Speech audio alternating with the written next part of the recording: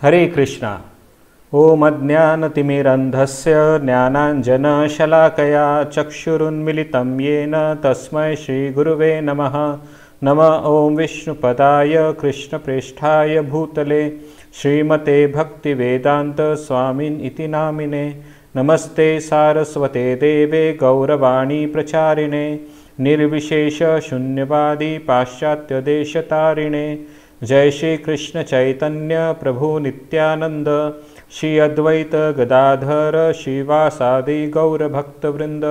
हरे कृष्णा कृष्ण कृष्णा हरे हरे, हरे राम राम राम हरे हरे। हरे कृष्णा। आप सबका स्वागत है आज के हमारे श्री बृहद भागवतामृत क्लास में। कल हमने गोप कुमार के प्रवास में ब्रह्मलोक की यात्रा का वर्णन शुरू किया था और इस ब्रह्मलोक की यात्रा में गोप कुमार की चर्चा वेदों के साथ होती है। जब ब्रह्मा का पद प्राप्त किया गोप कुमार ने, तब उन्होंने वहाँ के निवासियों से मुक्ति प्राप्त करने वाले जीवों की प्रशंसा सुनी। तो ये प्रशंसा सुनकर गोप कुमार को ये मुक्ति क्या होती है और उसका महात्म्य क्या है, ये सुनने की इच्छा हुई। और फिर उन्होंने अलग अलग प्रकार के वेदों को तथा स्मृति शास्त्र को वहाँ पर आमंत्रित किया और हर एक का मत जानने का प्रयत्न किया।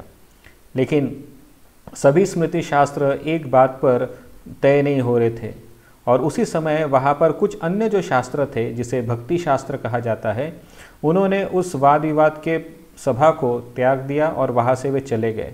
ब्रह्मा जी को आश्चर्य हुआ कि ये शास्त्र, मूर्तिमंत शास्त्र जो है, ये क्यों यहाँ से चले गए। तो वो जानने के लिए ब्रह्मा जी उनके पीछे पीछे गए और उनसे जिज्ञासा की। भक्ति शास्त्रों ने कहा कि वास्तविक तौर पर मुक्ति से श्रेष्ठ भगवान की भक्ति है और वही भक्ति जो है उसका निरूपण वो बता रहे थे। और कल के दिन हमने बहुत ही विस्तृत तौर पर मोक्ष, मुक्ति और भक्ति, इन सब के बारे में वर्णन किया। वास्तविक तौर पर यहाँ पर मुक्ति और मोक्ष जो है वो समान रूप से ही देखा गया है और भक्ति की तुलना में मुक्ति और मोक्ष जो है वो नगण्य ही माने गए हैं। तो उसी चर्चा को हम अभी आगे बढ़ाते हैं। भक्ति शास्त्र कह रहे हैं, सच्चिदानंद घन श्री भगवान के चरण कमलों के साक्षात अनुभव से सागर के समान जो अपार भक्ति सुख उदित होता है, उसकी तुलना में मोक्ष सुख बिंदु के समान ही कल्पित होता है। तो जितने भी भक्ति शास्त्र हैं, श्रुति शास्त्र, स्मृति शास्त्र तथा अन्य उपनिषदगण या आगम शास्त्र जो है, ये सब कहते हैं कि मुक्ति की तुलना में भक्ति जो है वो सागर के समान है और मुक्ति ये स्वयं एक बिंदु के समान है। यदि किसी व्यक्ति को आध्यात्मिक आनंद की इच्छा हो तो उस व्यक्ति ने अगर मुक्ति की कामना कर रहा है तो उसका आनंद बहुत ही नगण्य माना जाता है और तुलना में एक बिंदु और सागर, इसकी तुलना की गई है। तो भक्ति की तुलना सागर के समान की गई है यहाँ पर। अतएव श्री भगवान के युगल चरण कमल ही घन सुख स्वरूप है और वह सुख भक्ति द्वारा ही अनुभव होता है। अर्थात भक्ति द्वारा जो लोग भगवान का माधुर्य अनुभव करते हैं उन्हें निश्चय ही घन सुख प्राप्त होता है। तो यहाँ पर बताया गया है कि the top most happiness, the top most pleasure जो है, यदि किसी को सर्वोच्च आनंद की अभिलाषा है तो उसे केवल और केवल भगवान के चरण कमलों में भक्ति के द्वारा ही प्राप्त हो सकता है, मुक्ति के द्वारा प्राप्त नहीं किया जा सकता। यही यहाँ पर शास्त्रगण या श्रुतिगण कह रहे हैं। सर्वत्र अपने साधन के अनुरूप ही फल प्राप्त होता है, अतएव स्वरूप ज्ञान द्वारा जो मोक्ष प्राप्त होता है वह अल्प सुखदायक होता है। तो यहाँ पर अभी शास्त्र जो है, वैदिक शास्त्र, यहाँ पर गोप कुमार को समझा रहे हैं कि आपने जो सभा में सुना कि स्वरूप ज्ञान से मुक्ति प्राप्त होती है या स्वरूप ज्ञान से ब्रह्मानंद प्राप्त होता है, उसका वर्णन करते हुए ये भक्ति शास्त्र कह रहे हैं कि जैसे जैसे व्यक्ति की साधना होती है उसी के अनुसार उसे साध्य प्राप्त होता है। मतलब जैसे तुम्हारी प्रैक्टिस होगी उसी के अनुसार तुम्हारा गोल भी निश्चित होगा। इसके लिए हम छोटा सा उदाहरण ले सकते हैं कि जैसे हम पढ़ाई में ध्यान लगाएंगे उसी के अनुसार हमें मार्क्स भी मिलेंगे। यदि हमने साल भर अगर ठीक से पढ़ाई नहीं की तो हम कैसे अपेक्षा कर सकते हैं कि हमें डिस्टिंक्शन मार्क्स मिल सकते हैं? वो पॉसिबल नहीं है। तो भक्ति शास्त्री भी यही कह रहे हैं कि यदि कोई व्यक्ति केवल स्वरूप ज्ञान के आधार पर सर्वोच्च आनंद की प्राप्ति करना चाहता है, सर्वोच्च ब्रह्मानंद की प्राप्ति करना चाहता है, तो ऐसा आनंद जो है वो कदापि पॉसिबल नहीं है। कदापि अगर मिल भी जाए तो उसका सुख जो है बहुत ही अल्प मात्रा में रहता है। तो कहने का आशय है मुक्ति से प्राप्त जो सुख है वो अल्प मात्रा में होता है, जबकि भक्ति से प्राप्त जो सुख होता है वो बहुत ही विशाल होता है और हर समय उसमें आनंद वर्धन होते रहता है। तो यही इन शब्दों में शास्त्रगण गोप कुमार को समझा रहे हैं। फिर वे एक सुंदर श्लोक इस भागवतामृत में है, वो लिखा है, संसार यातनोद्विग्ने रसहीनै मुमुक्षुभिः बहुधा स्तूयते मोक्षो यथा देव स्वर्गकामिभिः। तो यहाँ पर बताया गया साध्य और साधन का यहाँ पर उदाहरण दिया जा रहा है। संसार यातना के द्वारा अस्थिर चित्त वाले रसहीन मुमुक्षुगण मुक्तिकामी संसार ज्वाला को दूर करने के लिए ही मोक्ष की शरण में जाते हैं। तो व्यक्ति मोक्ष की शरण में क्यों जाता है? तो जैसा हमने कल के दिन भी सुना था कि आमतौर पर लोग मोक्ष की इसलिए अभिलाषा करते हैं क्योंकि इस संसार के दुख से वो परेशान हो चुके हैं और किसी तरह से इस दुख से वो छुटकारा चाहते हैं, और इसी छुटकारा की अभिलाषा में वे मुक्ति की कामना करते हैं। और इन्हीं लोगों को यहाँ पर वर्णन किया गया है। जिस प्रकार से स्वर्गकामी गण अनित्य स्वर्ग को ही चरम सुख मानते हैं, उसी प्रकार मोक्षकामी भी मोक्ष को ही चरम पुरुषार्थ मानते हैं। तो यहाँ पर स्पष्ट तौर पे बताया गया है कि कभी कभी हम शास्त्रों में स्वर्ग की कामना करना श्रेष्ठ माना गया है, ऐसा कहीं पर पढ़ते हैं, या फिर कहीं कहीं चरम पुरुषार्थ मतलब मुक्ति, इसकी कामना करते हुए लोग शास्त्र में दिखाई पड़ता है। तो इस प्रकार का अलग अलग ध्येय जो है वो क्यों शास्त्रों में लिखा गया है? अगर ये कितना अच्छा होता यदि शास्त्रों में केवल एक ही ध्येय होता, वो भगवान की भक्ति प्राप्त करना, अगर यही ध्येय अगर प्रस्तुत किया गया होता तो इतना कन्फ्यूजन निर्माण नहीं होता। लेकिन शास्त्र जो है वो अलग अलग प्रकार के श्रोताओं के अनुसार लिखे गए हैं, जिससे उनकी धीरे धीरे प्रगति हो सके। मतलब कोई व्यक्ति डायरेक्टली भगवान की भक्ति करने में रुचि नहीं लेगा, उसे स्वयं के इंद्रिय उपभोग करने की भी इच्छा होती है, और इसी कारण से वो जीव जो है इस भौतिक जगत में आया है। वो इंद्रिय भोग करने के लिए, भगवान से स्वतंत्र इच्छा अपनी पूरी करने के लिए वो इस भौतिक जगत में आया है। और इसी अवस्था को शुद्ध करने के लिए शास्त्र हमें धीरे धीरे प्रगति करने का मार्ग दिखाती है। तो इसीलिए अलग अलग प्रकार के श्रोतागण जो है वो शास्त्रों का अलग अलग विभाग स्वीकार करते हैं। इसलिए यहाँ पर लिखा गया है, जैसे स्वर्ग कामीगण जो होते हैं उनके लिए स्वर्ग सुख ही चरम सुख होता है, और उसी प्रकार से जो लोग मोक्ष कामी होते हैं उनके लिए मोक्ष का सुख ही परम पुरुषार्थ वो स्वीकार करते हैं। लेकिन जो भक्ति की इच्छा करते हैं वो भक्ति का सुख ही परम सुख मानते हैं। तो हर एक व्यक्ति अपने अपने स्तर के अनुसार विभिन्न प्रकार के सुखों को स्वीकार करता है, लेकिन इन सब के देखा जाए तो सर्वोच्च सुख अवस्था जो है वो भगवान के चरणों में है, मतलब उनकी भक्ति करने में है। श्री भगवान की भक्ति द्वारा अनायास ही साधन के अनुरूप सुख की चरम सीमा प्राप्त होती है। वस्तुतः उस सुख की सीमा नहीं है, क्योंकि वह सुख अनंत और असीम है। तो यहाँ पर लिखा गया है कि यदि कोई व्यक्ति भगवान की भक्ति में लग जाता है तो उसे अनायास ही वो चरम सुख प्राप्त हो जाता है।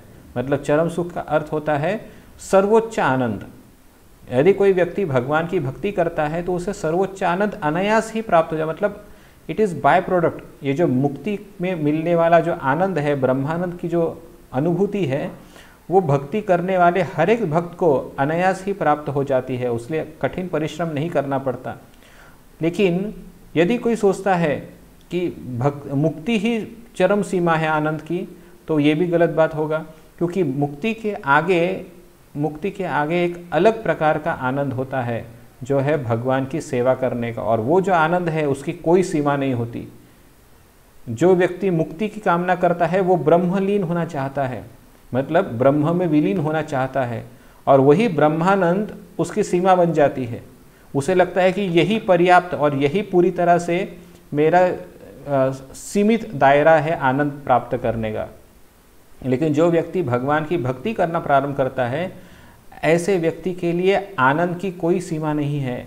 जैसे जैसे उत्तरोत्तर वो अपनी भक्ति में बढ़ता जाता है, उसी के अनुसार उसके आनंद में भी वर्धन होते जाता है। तो ये भक्ति और मुक्ति में अंतर है। मुक्ति में आनंद जो है वो सीमित होता है, और भक्ति में आनंद जो है वो और बढ़ते जाता है, उसकी कोई सीमा नहीं होती। ऐसा यहाँ पर लिखा गया है। वह परम महान अनंत भक्ति सुख प्रतिक्षण नव नव रूप में वर्धित होकर भक्तों के द्वारा अनुभूत होता है, किंतु ब्रह्म सुख मुक्त जनों द्वारा इस प्रकार से अनुभूत नहीं होता, क्योंकि वह सीमित है। तो वही यहाँ पर क्लियर किया गया है कि भक्ति जो है ये उत्तरोत्तर बढ़ती जाती है, उसका आनंद बढ़ते जाता है, जबकि ब्रह्म सुख मतलब मुक्ति का जो सुख है वो सीमित होने के नाते वो केवल उतनी ही मर्यादा में हमें प्राप्त हो सकता है। यही यहाँ पर लिखा है। इस विषय की पुष्टि के लिए श्रीमद् भागवत आदि शास्त्र, श्री नारद आदि महाजनों के वाक्य तथा श्री शुक सनक आदि महानुभावों के व्यवहार सदा ही भक्ति के उत्कर्ष के संबंध में निश्चित प्रमाण है। तो गोप कुमार पूछ सकता है कि आपने जो भी कहा है वो उसका प्रमाण क्या क्या है। तो वास्तविक तौर पे श्रुति शास्त्र स्वयं ही प्रमाण है, लेकिन फिर भी अगर प्रमाण की व्याख्या की जाए तो साधुजन जो है, जैसे नारद आदि महाजन जो है, उन महाजनों का भी हम वर्तन देख सकते हैं। बाद में शुक सनक इत्यादि जो स्वयं जो पहले मोक्षवादी थे या मुक्ति का मतलब ब्रह्मवादी जो लोग थे, ऐसे ब्रह्मवादी भी अंत में जब उन्हें भक्ति के ज्ञान का पता चला तो उन्होंने भी मोक्ष की कामना छोड़कर भक्ति को ही स्वीकार किया। श्रीमद् भागवत में शुकदेव गोस्वामी तथा चतुष्क कुमारों का वर्णन बताया गया है कि ये लोग जो थे ये पहले ब्रह्मवादी थे, लेकिन जैसे ही उनके ऊपर भगवान की विशेष कृपा हुई तो उन्होंने ब्रह्मवाद को छोड़कर या मोक्ष की इच्छा को छोड़कर भगवान की भक्ति को ही स्वीकार किया। तो ये दर्शाता है कि यदि कोई व्यक्ति ब्रह्म के स्तर पर है या ब्रह्म ज्ञानी के स्तर पर है या मुक्ति की कामना करता है, यदि ऐसा व्यक्ति अगर भगवान की भक्ति की महिमा समझ ले तो वो मुक्ति की कामना त्याग कर देता है और वो भगवान की भक्ति में लग जाता है। यही इन श्लोकों में समझाया जा रहा है।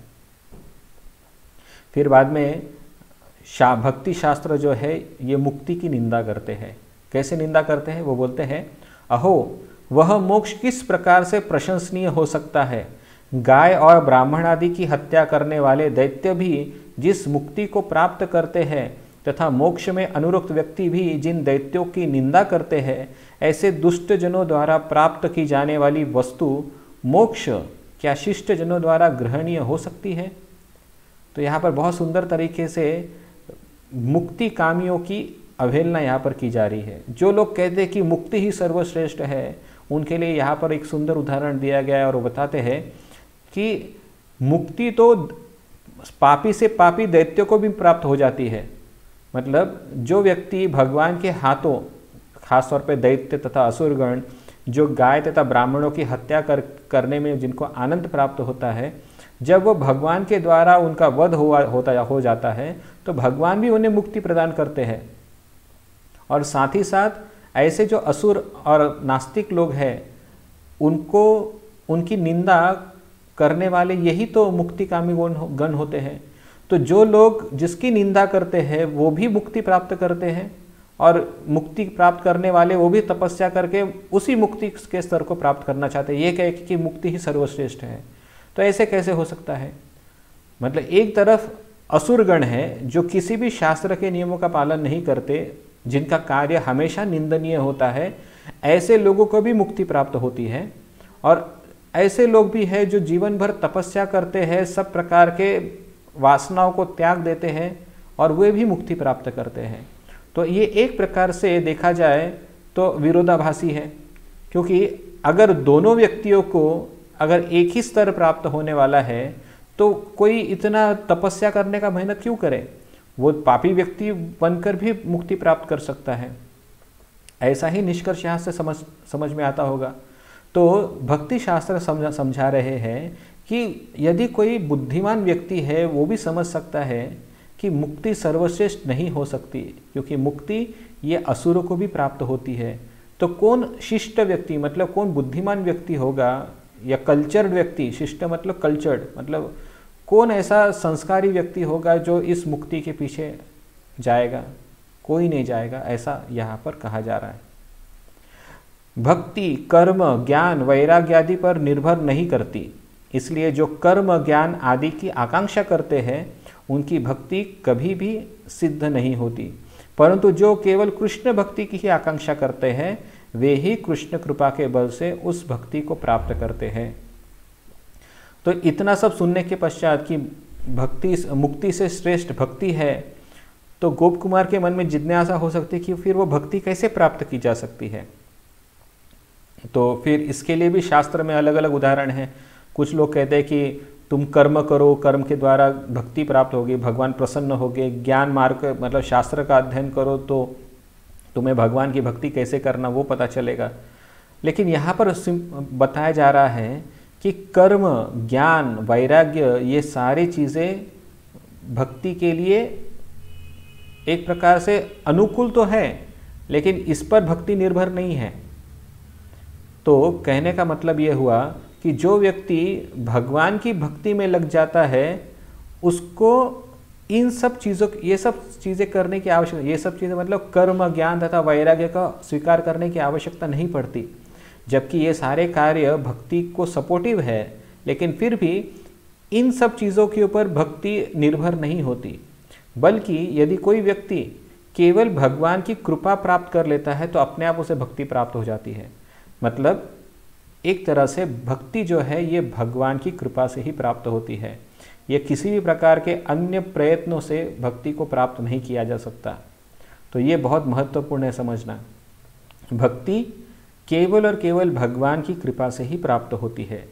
उसे प्राप्त करने के लिए अन्य और कोई साधन नहीं। कोई कहेगा कि मैं बहुत तपस्या करूँगा, कोई कहेगा कि मैं बहुत सेवा करूँगा, कोई कहेगा कि मैं अलग अलग प्रकार के पुण्य कर्म अर्जित करूँगा तो मुझे भक्ति प्राप्त होगी।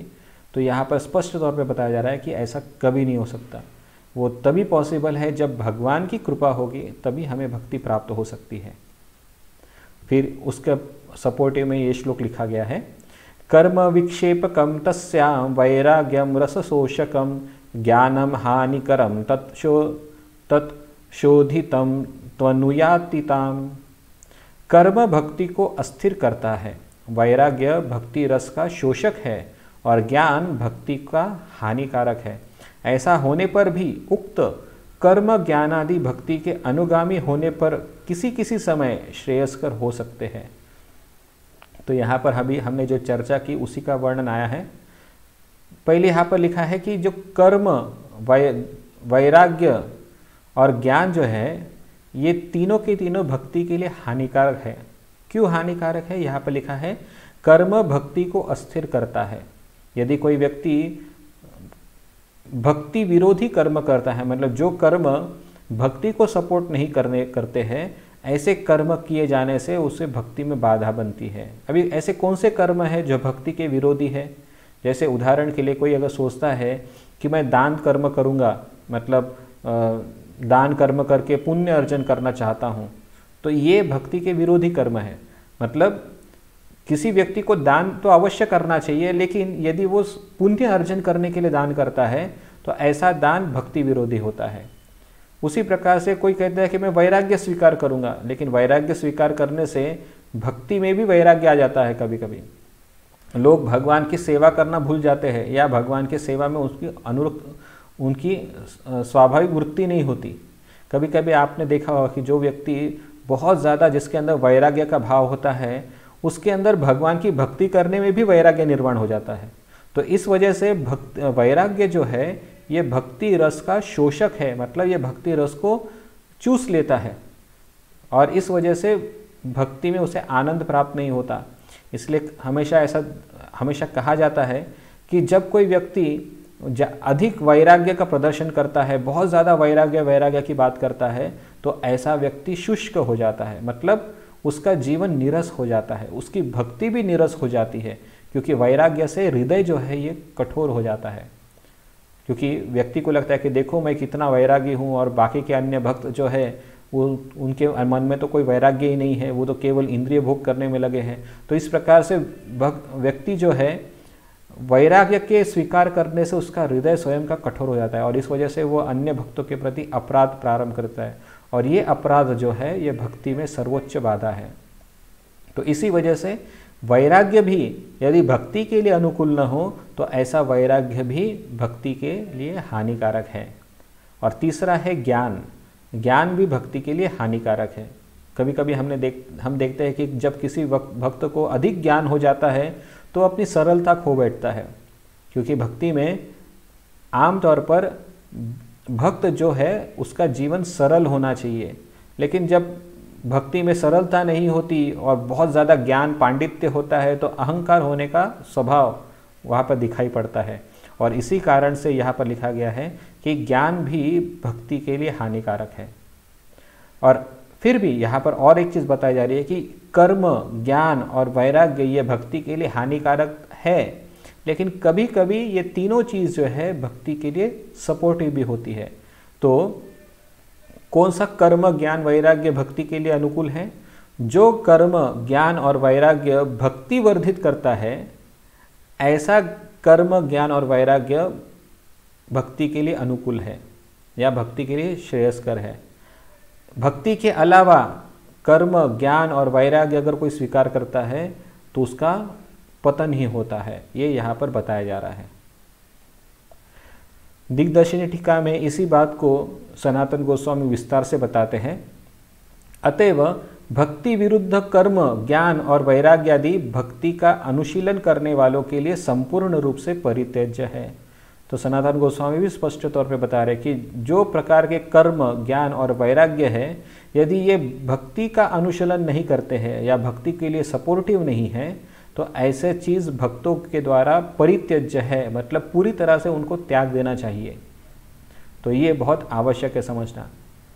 यदि कोई व्यक्ति चातुर्मास कर रहा है, लेकिन इस चातुर्मास रूपी वैराग्य जो व्यक्ति स्वीकार करता है, इससे अगर भक्ति में वर्धन नहीं हो रहा है बल्कि अहंकार में वर्धन हो रहा है, दूसरों भक्तों के प्रति अपराध ही वर्धित हो रहा है, तो बेटर है कि उसने ये प्रकार का वैराग्य स्वीकार ही न करे तो ही अच्छा है।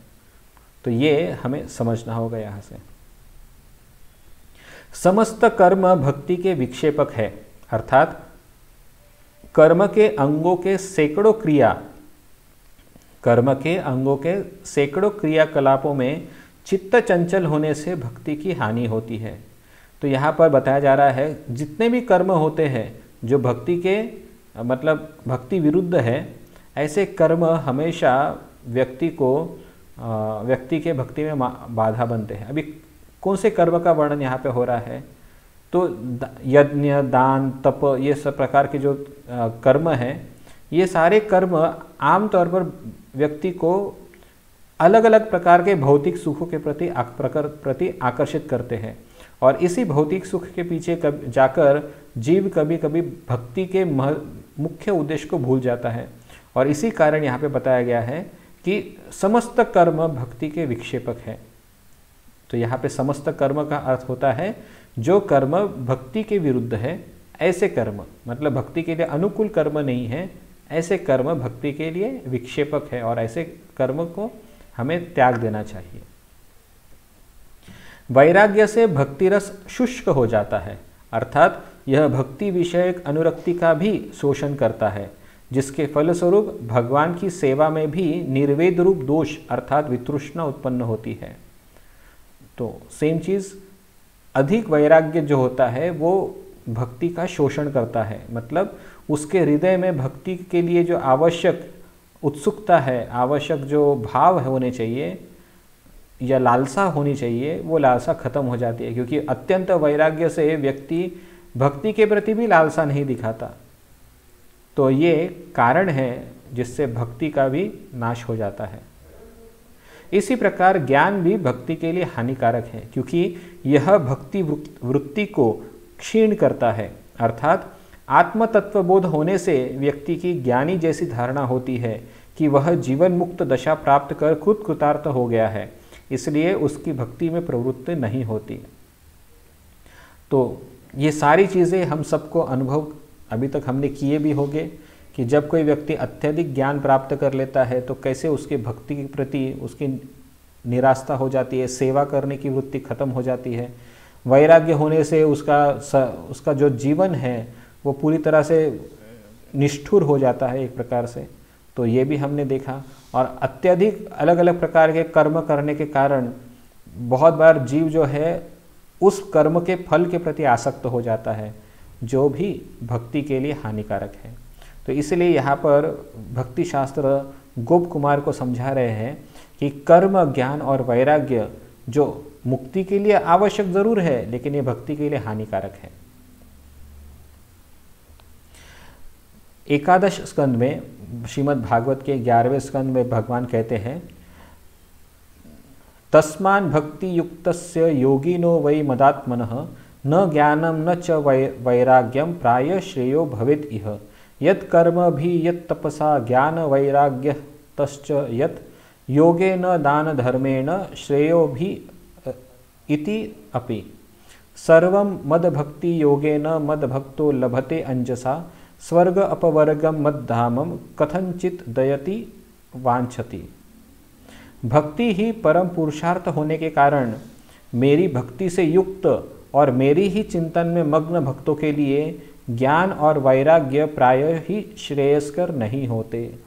तो भगवान भी यहाँ पर उद्धव को स्पष्ट उपदेश दे रहे हैं कि ज्ञान और वैराग्य ये भक्ति के लिए या मेरे भक्तों के लिए श्रेयस्कर नहीं है। क्यों नहीं है, यहाँ पर बताया जा रहा है। बहुत प्रकार के कर्म, तपस्या, ज्ञान, वैराग्य, समाधि, दान से उत्पन्न धर्म और अन्यान्य श्रेयस्कर कार्यों द्वारा लोग जो समस्त फल प्राप्त करते हैं वे मेरे भक्त केवल मेरे भक्ति के द्वारा वे समस्त फल, यहाँ तक कि अभिलाषा करने पर स्वर्ग, मोक्ष या मेरा धाम भी प्राप्त कर लेते हैं। तो यहाँ पर भगवान स्वयं बता रहे हैं कि केवल भक्ति करने मात्र से यदि कोई स्वर्गकामी भी क्यों ना हो, भक्ति करने से उसे स्वर्ग भी प्राप्त हो जाता है। यदि कोई मोक्ष कामी भी क्यों ना हो, भक्ति करने से उसे मोक्ष भी प्राप्त हो जाता है। बल्कि उससे भी ज़्यादा भगवत प्रेम भगवान की भक्ति करने से भी प्राप्त होता है। तो ये भगवान यहाँ पर 11वें स्कंद में बता रहे हैं। इन प्रमाणों द्वारा जाना जाता है कि कर्म, ज्ञान और वैराग्य प्रायः श्रेयस्कर नहीं होते हैं। तो भक्ति के लिए या भगवान के भक्तों के लिए कर्म, ज्ञान और वैराग्य ये भक्ति के लिए उपयोगी नहीं होते हैं, इससे बाधा ही उत्पन्न होती है, ऐसे भगवान यहाँ पर बता रहे हैं। आत्मा रामश्च भगवत कृपया भक्त संगतः संत्यज्य ब्रह्मनिष्ठत्वं भक्ति मार्ग विशंत्यतः। आत्माराम मुनिगण भगवान की कृपा से भक्त संग प्राप्त कर ब्रह्मनिष्ठा परित्याग देते हैं तथा भक्ति मार्ग में प्रवेश करते हैं।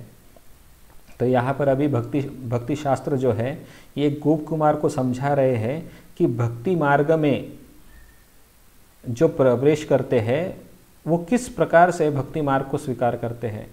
तो यहाँ पर बता रहे हैं कि जो आत्माराम मुनिगण भी होते हैं, मतलब जिन्होंने मुक्ति की अवस्था भी प्राप्त कर ली है, ऐसे मुक्ति की अवस्था प्राप्त करने वाले आत्माराम गण, आत्माराम मुनिगण भी यदि भक्तों के संपर्क में आ जाते हैं, यदा कदाचित वो भक्तों के संपर्क में आ जाते हैं, तो उनके सानिध्य से या उनके सत्संग से वो अपनी ब्रह्मनिष्ठा मतलब मुक्ति की इच्छा त्याग देते हैं और वे भक्ति मार्ग में प्रवेश करते हैं। तो यहाँ पर स्पष्ट तौर पर समझाया जा रहा है कि जो मुक्ति कामी भी क्यों ना हो, वो भक्ति की महात्म्य सुनने के पश्चात मुक्ति का भी त्याग कर देता है और भक्ति की तरफ चल पड़ता है। लेकिन आप कभी भी किसी भी शास्त्र में अभी तक आपने नहीं पढ़ा होगा या ऐसा एक भी उदाहरण आपको नहीं मिलेगा जो व्यक्ति भक्ति का मार्ग स्वीकार करता है लेकिन बाद में मुक्ति की तरफ आकर्षित हो गया हो। ऐसा एक भी उदाहरण आपको शास्त्र में नहीं मिलेगा। तो कहने का मतलब है कि भक्ति मुक्ति से भी श्रेष्ठ है। समस्त मुक्त पुरुष भी भगवान की शक्ति के प्रभाव से सच्चिदानंदमय देह प्राप्त कर अप्राकृत देह और इंद्रियों के द्वारा श्रवण कीर्तन आदि रूप श्री हरि का भजन करते हैं। तो यहाँ पर और भक्ति की महानता बता रहे कि सारे के सारे जो मुक्त आत्माएं होती है, जो मुक्ति प्राप्त कर चुके होते हैं, वे भी भगवान की शक्ति के प्रभाव से अप्राकृत देह और इंद्रियों द्वारा श्रवण कीर्तन रूप में भगवान हरि के भजन करते हैं। तो ये कहने का आशय है कि मुक्ति जो है, मुक्ति कामी व्यक्ति भी भगवान की भक्ति में लग जाते हैं, ये यहाँ पर बता रहे हैं। यद्यपि आत्मारामता और मोक्ष आदि भक्ति के गौण फल है, तथापि भक्त कभी भी उन्हें ग्रहण नहीं करते, क्योंकि वे मुख्य फल प्रेम के विरोधी है। अभी यहाँ पर भक्ति शास्त्र जो है एक और चीज़ महत्वपूर्ण बता रहे हैं कि भक्ति करना ठीक है, लेकिन भक्ति का फल क्या है, भक्ति के से क्या साध्य होता है। अभी तक तो यहाँ पर मुक्ति से भक्ति श्रेष्ठ है, यह बताया गया। मुक्ति से व्यक्ति जो है ब्रह्मानंद की प्राप्ति करता है, लेकिन भक्ति से क्या प्राप्त होता है भक्त को, इसका वर्णन अभी यहाँ पर किया जा रहा है। वो बता रहे हैं कि आत्माराम था और मोक्ष आदि से भक्ति के गौण फल है।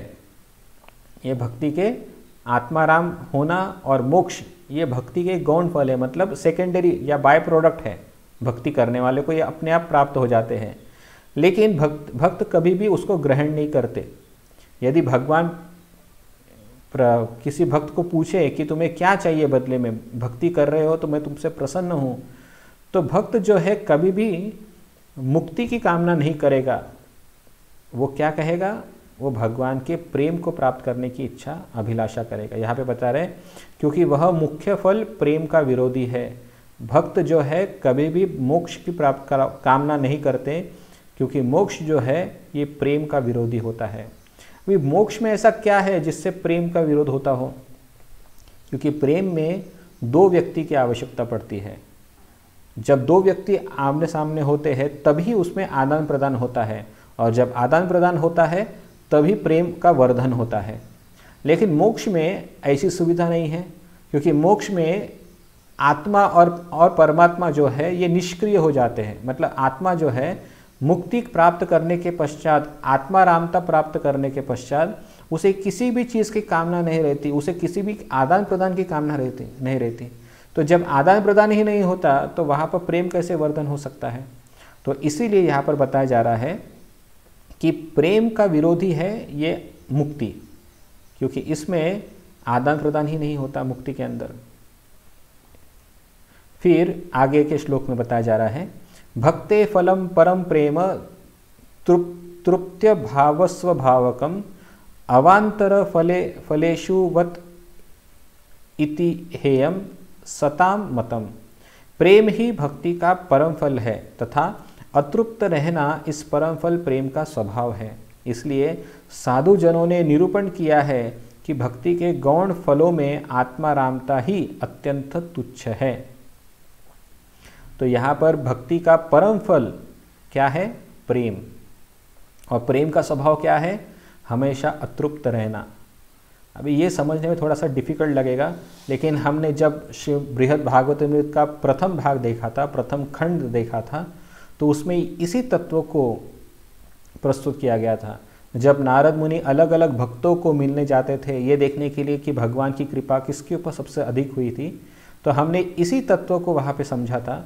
और हमने ये भी देखा था कि प्रत्येक भक्त जो है वो भगवान की भक्ति में सर्वोच्च स्तर पर तो है, लेकिन फिर भी अपने आप को अतृप्त समझता है, फिर भी अपने आप को किसी अन्य भक्त के समक्ष कनिष्ठ समझता है। ये वास्तव उसकी नम्रता तो है, लेकिन ये प्रेम का स्वभाव भी होता है। जो कोई भी भगवान की भक्ति करता है, ऐसा भक्त कभी भी भगवान की भक्ति करते हुए तृप्त नहीं होता। और जब हमने खंड 1 के अंत में देखा और नारद मुनि ने जब भगवान श्री कृष्ण से वरदान मांगा था, तो नारद मुनि ने कहा था कि हे कृष्ण, जो कोई भी आपकी भक्ति करता है वो कभी भी आपके भक्ति करने से तृप्त ना हो, यही मैं वरदान मांगता हूँ। तो उस समय भगवान श्री कृष्ण हंसते हुए नारद मुनि से कहा कि हे नारद मुनि, आप जो चीज़ मांग रहे हो वो वास्तविक भक्ति का ही स्वभाव है, क्योंकि भक्ति का स्वभाव ही है कि भक्त जो है कभी भी संतुष्ट नहीं होता, वो और अधिक भगवान के साथ आदान प्रदान करना चाहता है, और यही एक लक्षण है भक्ति का। तो कहने का आशय है कि कोई पूछ सकता है कि ठीक है कि आप कहते हैं कि भक्ति में आनंद है, भक्ति में प्रेम है, लेकिन हमने देखा है कि कई बार भक्त जो है वो असंतुष्ट रहते हैं। कभी कभी भक्त जो होते हैं वे हमेशा विरह भाव में होते हैं, दुख करते हैं कि उसने भगवान को प्राप्त ही नहीं किया। तो असंतुष्टि का भाव भक्तों के जीवन में बहुत बार देखा जाता है। तो यहाँ पर उसी बात को खंडन करने के लिए वेद शास्त्र कह रहे हैं कि प्रेम का स्वभाव ही होता है, या भक्ति रूपी प्रेम का स्वभाव ही होता है कि वो असंतुष्ट रहे, मतलब अतृप्ति, ये प्रेम का स्वभाव है। और इसीलिए साधु जनों ने, यद्यपि वे उस भाव में असंतुष्ट रहते हैं, लेकिन फिर भी वो आत्मारामता को स्वीकार नहीं करना चाहते। इसका और भी स्पष्ट उदाहरण श्रीमद् भागवतम के उद्धव गोपी संवाद में प्राप्त होता है। जब उद्धव भी भगवान का संदेश लेकर गोपियों के पास आते हैं और गोपियों को आत्मा तत्व का ज्ञान प्रदान करते हैं, परमात्मा के रूप में ध्यान करने के लिए रिक्वेस्ट करते हैं गोपियों से, तो गोपीगण उस आत्म तत्व के ज्ञान को धुतकार देते हैं और अपने उस विरह भाव में और रोना आरंभ कर देते हैं। तो वे आत्माराम बनना नहीं चाहते थे, वे असंतुष्ट ही बने रहना चाहते थे, क्योंकि इस असंतुष्टि में भगवान के साथ विरह भाव का संबंध जुड़ा हुआ है। जबकि आत्माराम की अवस्था में वहाँ पर भगवान के साथ जो संबंध है वो निष्क्रिय भाव में है, और इसी वजह से भक्त जो होते हैं हमेशा भगवान के साथ भक्ति के द्वारा ही, प्रेम के द्वारा ही, अतृप्त भाव में भी भगवान के साथ लगाव रखते हैं। यही भगवान के भक्ति का सर्वश्रेष्ठ फल है। नित्य अद्वैत ब्रह्मगण होने पर भी जिनकी श्रीमूर्ति नित्य ऐश्वर्य युक्त है, जिनमें नित्य नाना प्रकार की विशेषताएं विद्यमान है, जिनकी साथ श्री लक्ष्मी नित्य विलास में अनुरक्त रहती है, जो नित्य अपने दासों का भलीभांति संग करते हैं, जिनकी उपासना नित्य है और जिनका धाम भी नित्य है, हे गोप कुमार, वे श्री कृष्ण मुक्ति प्राप्त करने की अभिलाषा रूप विघ्नों से तुम्हारी रक्षा करें। ये सबसे उत्तम श्लोक यहाँ पर प्रस्तुत किया गया है। जितने भी भक्ति शास्त्र थे जो जानते थे कि मुक्ति से बढ़कर भगवान की भक्ति है, और वे जानते थे कि ये जो गोप कुमार है ये कोई साधारण गोप नहीं है, ये भगवान का नित्य पार्षद भक्त है, और भक्त होने के नाते ये ब्रह्मलोक तक आ पहुंचा था, जो ब्रह्मलोक प्राप्त करना बहुत दुष्कर होता है। और फिर भी ये जो गोप कुमार है ये अभी मुक्ति का महात्म्य सुनकर मुक्ति के प्रति आकर्षित हो चुका है, ऐसा भक्ति शास्त्रों को दिख रहा था। तो इस वजह से इन भक्ति शास्त्रों ने मुक्ति को कनिष्ठ दिखाकर या तुच्छ दिखाकर भक्ति का सर्वोच्च पद साबित तो किया, लेकिन फिर भी गोप कुमार के मन में चंचलता थी। वे अनुभव करना चाहते थे कि ये मुक्ति क्या होती है, और इसी वजह से ये सारे जो भक्ति शास्त्रगण हैं गोप कुमार के प्रति दयालु होकर वे भगवान श्री कृष्ण से प्रार्थना करते हैं कि हे भगवान श्री कृष्ण, आप कृपया करके इस गोप कुमार को सही मार्ग दिखाएं, जिससे ये मुक्ति को छोड़ आपकी भक्ति में संलग्न हो सके। तो ये इन भक्ति शास्त्रों का प्रार्थना थी, जो एक प्रकार से अनुग्रह पूर्वक उन्होंने गोप कुमार के लिए प्रार्थना की थी। तो ये बहुत इम्पॉर्टेंट बात है कि हम भी जब देखते हैं कि कुछ लोग भक्ति को छोड़कर मुक्ति के पीछे, स्वर्ग प्राप्ति के पीछे या पुण्य फल प्राप्ति के पीछे भागते रहते हैं, तो हमें भी हृदय में भगवान से ऐसी ही प्रार्थना करनी चाहिए, क्योंकि हर एक व्यक्ति के हृदय में भगवान परमात्मा रूप में निवास करते हैं, और भगवान की अगर कृपा हो तो ऐसे जो भटके हुए जीव हैं वो भी भगवान की भक्ति को स्वीकार कर सकते हैं। तो हमें भी इसी प्रकार से भक्ति शास्त्रों ने जो प्रार्थना की है गोप कुमार के लिए, वैसे ही प्रार्थना हमें प्रत्येक बद्ध जीव के लिए करनी चाहिए। हे गोप कुमार, यदि तुम मोक्ष की तुच्छता को अनुभव करते हो तथा विशुद्ध भगवत भक्ति में निष्ठारूप संपत्ति प्राप्त करना चाहते हो तो अपने उस महामंत्र का ही परम अनुराग के साथ जप करो तथा अभी इस महागुण रहस्य को श्रवण कर हृदय में धारण करो। तो अभी भक्ति शास्त्र गोप कुमार को कह रहे हैं कि हे गोप कुमार, तुम ये मत सोचो कि तुम्हें जो मंत्र प्राप्त हुआ है वो बहुत कनिष्ठ दर्जे का है। ये जो मंत्र तुम्हारे गुरु ने प्रदान किया है, इससे तुम बहुत कुछ प्राप्त कर सकते हो। ये तुच्छ मुक्ति के पीछे क्यों भाग रहे हो? तुम्हारे मन में भगवान मदन गोपाल को प्राप्त करने की जो तीव्र इच्छा है, उसके लिए मुक्ति की कामना मत करो। मुक्ति से तुम्हें भगवान मदन गोपाल प्राप्त नहीं होगे, बल्कि ये जो मंत्र है जो तुम्हें तुम्हारे गुरु ने प्रदान किया है, ये इतना शक्तिशाली, इतना पावरफुल मंत्र है कि भगवान का साक्षात दर्शन कराने की क्षमता इस मंत्र में है। तो इसलिए अगर तुम्हें वास्तविक तौर पर मोक्ष की तुच्छता का अनुभव हो चुका है और भगवत भक्ति में तुम्हारी अगर निष्ठा है, तो तुरंत तुम इस ब्रह्मलोक को छोड़कर चले जाओ।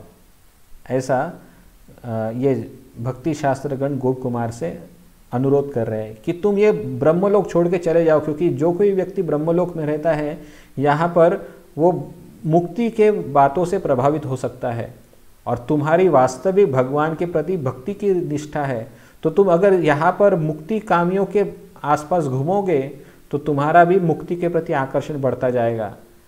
और इसीलिए तुम ये जगह छोड़कर तुरंत ही अपने धाम वृंदावन चले जाओ, जहाँ पर तुम्हें तुम्हारे गुरु ने जो मंत्र प्रदान किया था, उसी मंत्र के प्रभाव से तुम्हें तुम्हारा जो इच्छित लक्षित जो इच्छा है वो अवश्य पूरी होगी। लेकिन गोप कुमार के मन में जो है अभी भी इच्छा तो है कि ये ठीक है, आप कह रहे हैं कि भक्ति सर्वश्रेष्ठ है, मैं स्वीकार करता हूँ कि भक्ति श्रेष्ठ है, लेकिन ये मुक्ति है क्या? अगर मुक्ति का पद क्या होता है?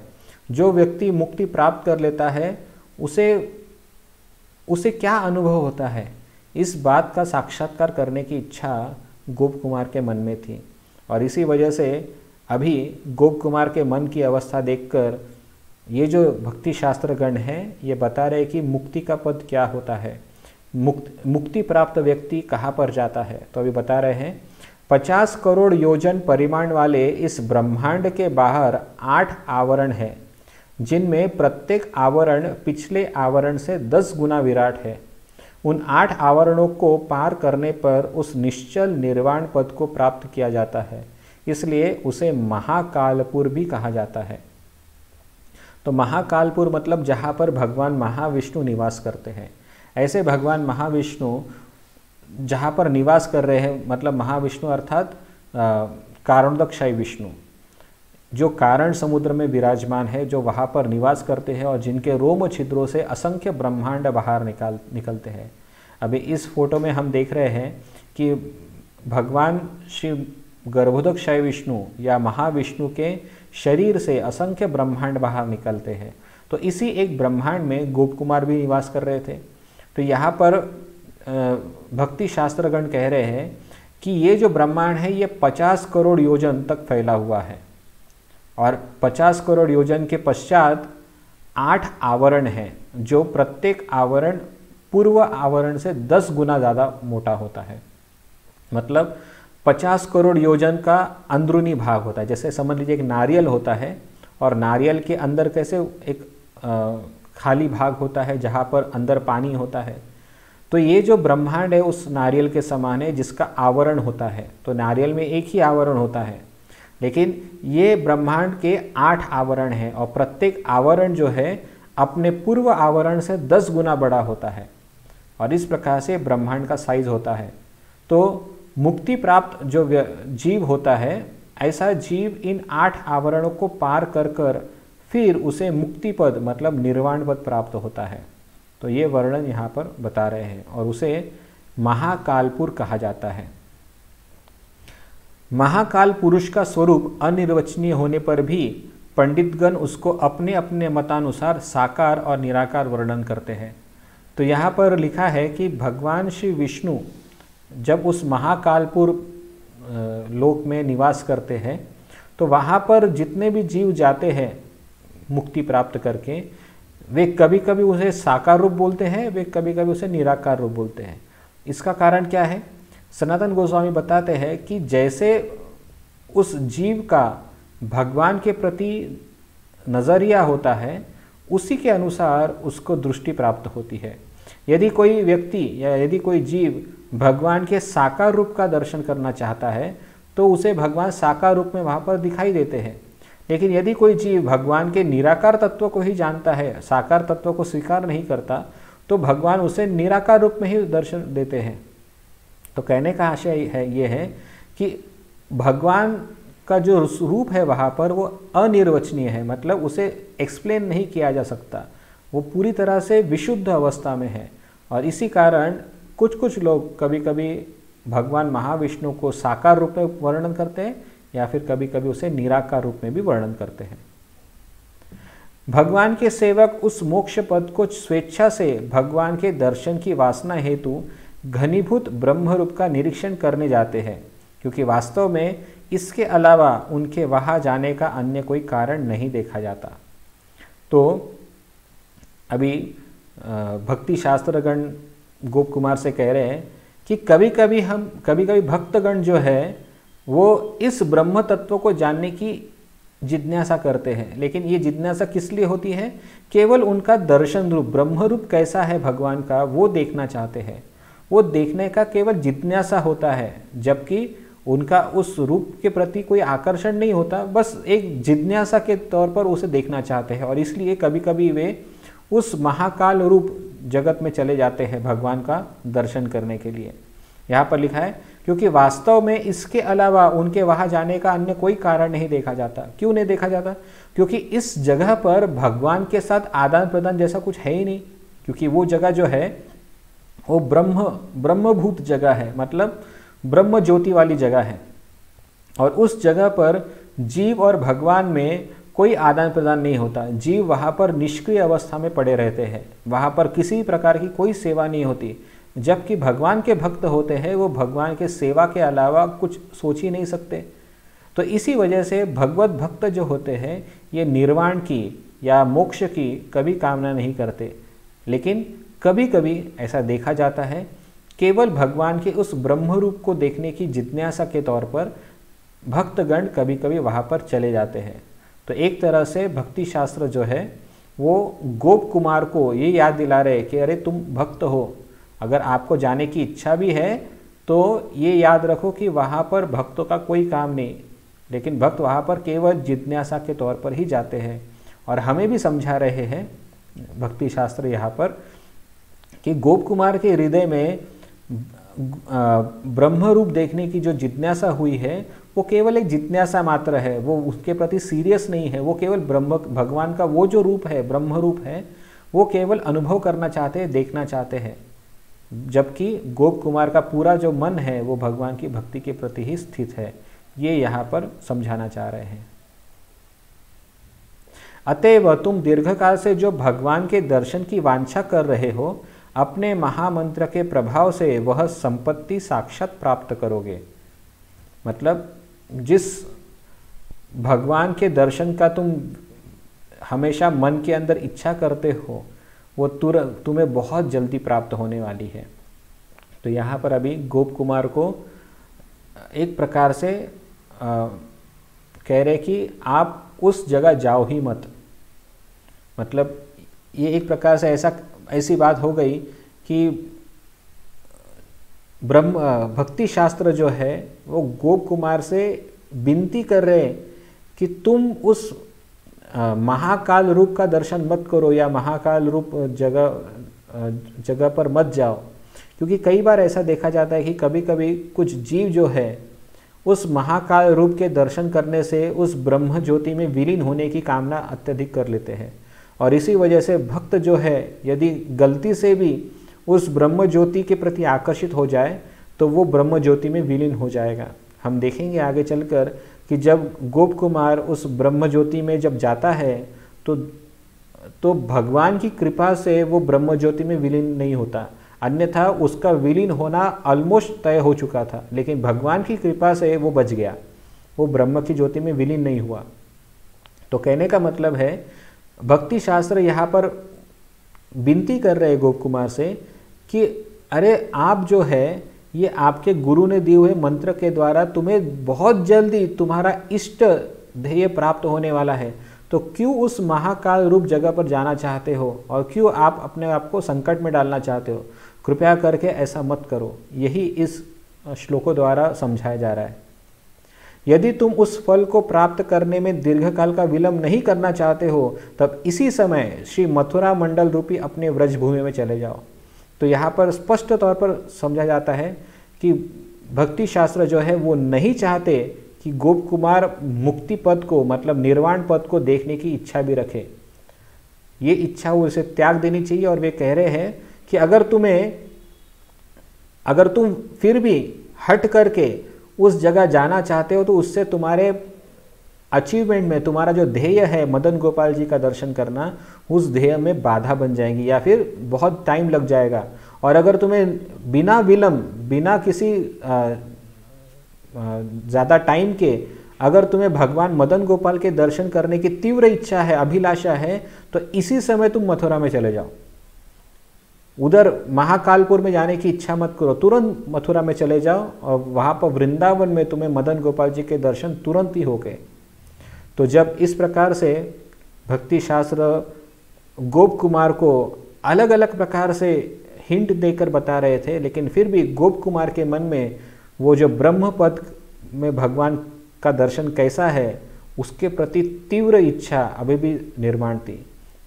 तो फिर आगे होता है, श्री गोप कुमार बोले, उस मथुरा के ब्राह्मण को गोप कुमार बोले, तब मेरे हृदय में ऐसा विचार उपस्थित हुआ कि समस्त शास्त्र जिनके प्रति ऐसी भक्ति प्रदर्शन करने का साक्षात उपदेश दे रहे हैं, किंतु मैंने तो उन प्रभु को साक्षात पिता स्वरूप में प्राप्त किया है, अतः उन्हें छोड़कर किस लिए किसी अन्य स्थान पर जाऊं। ऐसी चिंता करते करते मैं बहुत उद्विग्न हो गया, किंतु सर्व अंतर्यामी उन भगवान ने कृपा पूर्वक स्वयं मुझे इस प्रकार आदेश दिया। तो गोप कुमार के मन में अलग अलग विचलताएं थी। सबसे पहले गोप कुमार को ब्रह्म पद प्राप्त हो चुका था, ब्रह्मा का पद प्राप्त हुआ था, और उस पद पर रहने के कारण भगवान स्वयं उसके साथ वात्सल्य भाव में आदान प्रदान करते थे। ब्रह्मा भगवान को पितावत, मतलब वात्सल्यवत स्वीकार करते थे, और भगवान भी उसके साथ उसी प्रकार से आदान प्रदान करते थे। जैसे कोई पिता अपने पुत्र के साथ आदान प्रदान करता है, वैसे भगवान गोप कुमार के साथ आदान प्रदान करते थे। और ये भाव गोप कुमार को बहुत प्रिय था, उसे इस भाव को त्यागने की इच्छा नहीं थी। और दूसरा, उसके मन में ब्रह्मपद के रूप में भगवान को भी देखने की इच्छा थी। अभी दोनों ही ऐसी अवस्था है। अभी और तीसरी अवस्था ये निर्माण हो गई कि सारे के सारे भक्ति शास्त्र कह रहे हैं कि अभी तुम ब्रह्म के लोक को त्याग करो और तुरंत मथुरा की तरफ चले जाओ। तो इन तीन अवस्था में गोप कुमार फंस गया था। उसे क्या करना चाहिए क्या नहीं करना चाहिए समझ में नहीं आ रहा था। तो भगवान ने गोप कुमार की दुविधा मनस्थिति देखी और उसे इस प्रकार से उपदेश दिया। उन्होंने कहा, श्री भगवान ने कहा, तुम मेरी प्रियतम माथुर व्रज भूमि में गमन करो। वह भूमि मेरी सर्वश्रेष्ठ क्रीड़ा स्थलियों द्वारा विभूषित है। तो भगवान ने भी अभी गोप कुमार से कहा कि जैसा भक्ति शास्त्र कह रहे हैं वैसा ही करो, तुम तुरंत ही मथुरा मंडली में चले जाओ, व्रज भूमि में चले जाओ, क्योंकि ये जो व्रज भूमि है ये मेरी क्रीड़ा स्थली है। मतलब इस ब्रह्मलोक से भी श्रेष्ठ जगह है।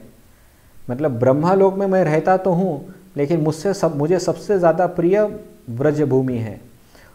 तो तुम उस व्रज भूमि में चले जाओ, क्योंकि मैं वहाँ पर नित्य निवास करता हूँ। वहाँ पर तुम मेरे परम प्रिय अपने गुरुदेव से पुनः मिलोगे और उनकी कृपा से समस्त तत्वों से अवगत हो जाओगे।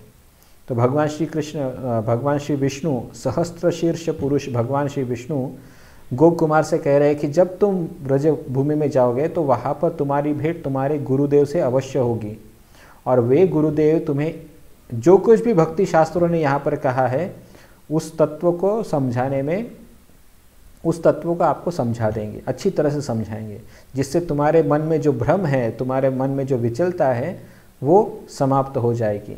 तो इसलिए तुम ब्रजभूमि में जाओ। लेकिन भगवान होने के नाते भगवान को तो सब पता है। भगवान ये भी समझ गए थे कि गोप कुमार के हृदय में बहुत आकर्षण है उस ब्रह्मपद को देखने का, और इसी वजह से वे अगले श्लोक में कहते हैं, फिर शीघ्र ही महाकालपुर में पुनः मेरे दर्शन प्राप्त करोगे और वहाँ पर यहाँ से भी प्रचुर मात्रा में अपने मनोरथ परिपूरक परमानंद को प्राप्त करोगे। तो पहले तो भगवान की न श्रुति शास्त्रों की ऐसी इच्छा थी कि वे उस महाकालपुर में जाओ, मतलब एक प्रकार से निर्वाण पद या मुक्ति पद या फिर ब्रह्म ज्योति की उस अवस्था को देखो या अनुभव करो, उनकी इच्छा नहीं थी। वे चाहते थे कि गोप कुमार तुरंत ही ब्रजभूमि में जाए और वहाँ पर भगवान की भक्ति में लग जाए, और जिसके लिए गोप कुमार के गुरु भी उनको साक्षात मिलने वाले थे। अब ये सारा जो अरेंजमेंट था ये साक्षात भगवान का ही अरेंजमेंट था, क्योंकि हम जानते हैं कि ब्रह्मलोक में आने के बाद गोप कुमार कई दिनों तक ब्रह्मलोक में रहे थे, बाद में स्वयं ब्रह्मा बने और उन्होंने कई कार्य किए। इतने में पृथ्वी पर कई युग बीत गए थे, कई कल्प बीत गए थे। तो इसका अर्थ ये हुआ कि जिस समय गोप कुमार ब्रह्मलोक के लिए निकले थे, वहाँ पर जो पहली स्थिति थी, अब वैसी स्थिति वहाँ पर नहीं रहेगी। वो किसी को भी नहीं पहचान पाएगा अभी, क्योंकि उसके सारे जो संबंधी परिचित जो लोग हैं वो सब काल प्रभाव में समाप्त हो गए होंगे। लेकिन फिर भी भगवान की कृपा से भगवान कह रहे हैं कि आपके गुरु आपको वहाँ पर मिलेंगे। ये दर्शाता है कि भगवान ने विशेष कृपा करके गोप कुमार के लिए उनका गुरु उनको वापस वहाँ पर उस समय पर भेज दिया था ब्रजभूमि में, जिससे गोप कुमार को सही राह मिल सके, सही मार्गदर्शन मिल सके। क्योंकि श्रुति शास्त्र की तुलना में गोप कुमार का अपने गुरु के प्रति विशेष श्रद्धा थी, और इसी श्रद्धा के कारण हो सकता है कि गोप कुमार श्रुति शास्त्र की बात न माने, लेकिन अपने गुरु की बात अवश्य मानेगा। और इसी वजह से भगवान ने गोप कुमार को व्रजभूमि जाकर अपने गुरु से मिलने की सलाह दी और भक्ति तत्वों को वो समझ सके, इन सब तत्वों को वो समझ सके। लेकिन गोप कुमार का जो आकर्षण है, जो चंचलता है, वो चंचलता और अधिक होने के कारण भगवान ये भी समझ गए कि वो अपने गुरु से भी ये सब चीज़ें सुनकर उसके आकर्षण बने रहेगी। जब तक वो देख नहीं लेगा भगवान का महाकालपुर को, तब तक उसका मन शांत नहीं होगा। इसलिए भगवान आगे कहते हैं कि इसके बाद तुम अवश्य ही महाकालपुर जाओगे और वहाँ पर इस ब्रह्मलोक से भी अधिक अत्यंत आनंदपूर्वक जो जगह है वो देख पाओगे। तो भगवान गोप कुमार के मन को समझ गए थे। हे पुत्र, कुछ काल के उपरांत ही तुम्हारा मनोरथ पूर्ण होगा और तुम वृंदावन में मेरे साथ अपनी इच्छा अनुसार क्रीड़ा करोगे। तो यहाँ पर भगवान कह रहे हैं कि कुछ काल के पश्चात तुम मेरे साथ वृंदावन में सहभागी हो जाओगे। तो ये आशीर्वाद भगवान ने वहाँ पर दिया। मतलब एक प्रकार से देखा जाए तो जैसा कहते हैं ना कि एक होता है एकदम फास्ट ट्रैक रोड होता है और दूसरा होता है गली मोहल्ले से जाते हुए दूसरा मार्ग होता है। तो फास्ट ट्रैक रोड पर ज़्यादा भीड़ भाड़ नहीं होती, ज़्यादा शॉपिंग सेंटर, शॉपिंग मॉल्स नहीं होते, रुकने का आवश्यकता नहीं पड़ता। लेकिन जो गली वाले मोहल्ले वाले जो रास्ते होते हैं, जो बहुत ट्रैफिक वाले होते हैं, वहाँ पर बहुत सारे शॉप्स होते हैं और वो शॉप्स को धीरे धीरे देखते देखते, शॉपिंग करते हुए, धीरे धीरे करते हुए व्यक्ति अपने डेस्टिनेशन को पहुंचता है। तो गोप कुमार के हृदय में जो अलग अलग प्रकार के भगवान के रूप देखने की जो जिज्ञासा थी, उस जिज्ञासा के कारण वो फास्ट ट्रैक रोड को नहीं जाना चाहते थे। वो धीरे धीरे भगवान के सभी रूपों का अनुभव करते हुए, भगवान के सभी धामों का अनुभव करते हुए, फिर वे भगवान के उस वृंदावन धाम की महिमा को समझना चाहते थे। और इसी कारण से गोप कुमार जो है वो कुछ काल के पश्चात, जैसे भगवान यहाँ पे कह रहे हैं, कुछ काल के पश्चात वो वापस वृंदावन को प्राप्त करेंगे। तो ये चीज़ हमें समझनी चाहिए। और फिर भगवान के आदेश से गोप कुमार जो है वो वृंदावन जाता है। वृंदावन जाकर उसकी मुलाकात अपने गुरु से होती है। और फिर ऐसा क्या होता है कि जिससे उनके गुरु उसे परमिशन देते हैं कि तुम जाओ, महाकालपुर जाओ। इसका वर्णन हम कल सुनेंगे।